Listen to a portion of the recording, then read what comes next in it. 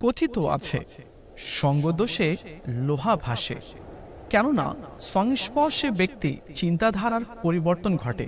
এমন কারোর সঙ্গে আপনি ওঠা বসা করছেন না তো, যার কারণে আপনার দিন ও দুনিয়া দুইয়েই ক্ষতিগ্রস্ত হচ্ছে।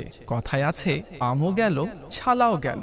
এমন যেন না হয় যে ক্ষণিকের আনন্দে মত্ত ফ্রেন্ড সার্কেলের সংস্পর্শে থাকার কারণে দিন শেষে আপনাকেই আফসোস করতে হয়। আপনি যদি তাদের সংস্পর্শে না যান তাহলে তাদের কিছুই আসবে যাবে না, কিন্তু আপনি যদি তাদের সংস্পর্শে যান তবে আপনার ব্যক্তিত্ব ধূলিসাৎ তো হবেই, বরবাদ হবে দুনিয়া ও আখিরাত।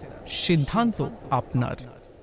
সাল্লু আলাল হাবিব সাল্লাল্লাহু তাআলা আলা মুহাম্মদ সাল্লাল্লাহু আলাইহি ওয়াসাল্লাম।